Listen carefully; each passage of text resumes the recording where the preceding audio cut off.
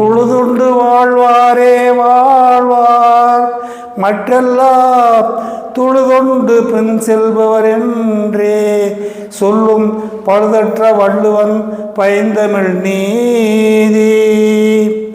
நம்ம நாட்டுக்கு பொருத்தம் நாமே நடத்தும் கூட்டு பண்ணை விவசாயம், பட்ட பாட்டுக்கு தகுந்த ஆதாயம் உண்டு, பழைய கொள்கையை விடுவது நியாயம்.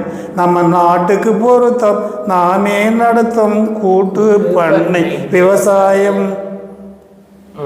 நேர்களே, இப்பொழுது விவசாயிகளிடமிருந்து நூல் தயாரிக்கும் மில்காரர்கள் பஞ்சுகளை வாங்கி சென்றிருக்கிறார்கள். அந்த பஞ்சுகளை அவர்கள் என்ன செய்கிறார்கள் என்பதை இப்பொழுது நாம் பார்ப்போம். அந்த பஞ்சுகளை அவர்கள் 3 விதமாக தரம் பிரிக்கிறார்கள். 1 திடம் பஞ்சு, 2 நடுத்தர பஞ்சு, 3வது கழிவு பஞ்சு. இந்த திடம் பஞ்சிலிருந்து நூற்கப்படும் நூல் மிகவும் கெட்டியானது. அதை கோமுடு நூல் என்று சொல்லுவார்கள். என்ன நூல்? கோமுடு நூல். ஆமாம், இது சற்று விலை அதிகம்.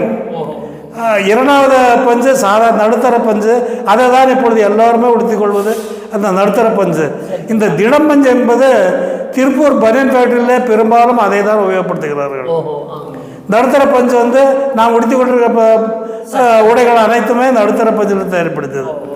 அடுத்து 3வதாக கழிவு பஞ்சு என்பது இந்த கயிறு திரிப்பது, கால் மீதி போடுவது, மறுபடியும் இந்த மாடுகளுக்கு மூகநங்கயிறு போடுவது, இது போன்ற கழிவு பஞ்சிலிருந்து தயாரிக்கிறார்கள். அடுத்தது இந்த நடுத்தர பஞ்சிலிருந்து தயாரிக்கப்படக்கூடிய நூலானது 2ஆம் நம்பர்லேருந்து 6, 10, 20, 30, 40 என 100ஆம் நம்பர் வரைக்கும் நூல் தயாரிக்கிறார்கள்.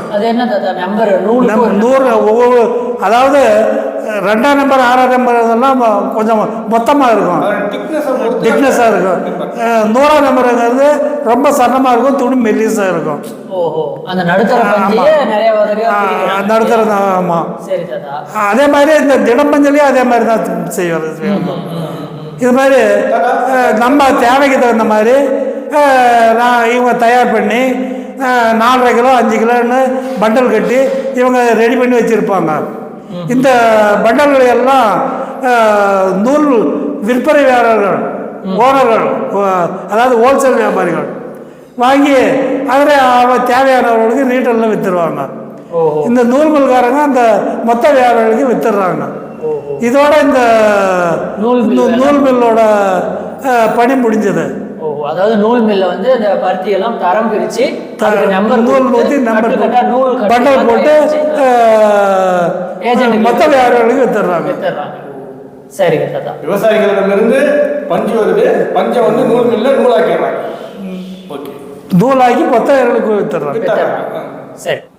சின்ன சின்ன இலை பின்னி பின்னி வரும் சித்திர கைத்தறி சேலையடி நம்ம நாட்டில் என்ன கொண்டாடும் வேலையடி, கையலைய தனத்தாளோ கையலைய தனத்தாளோ. சின்ன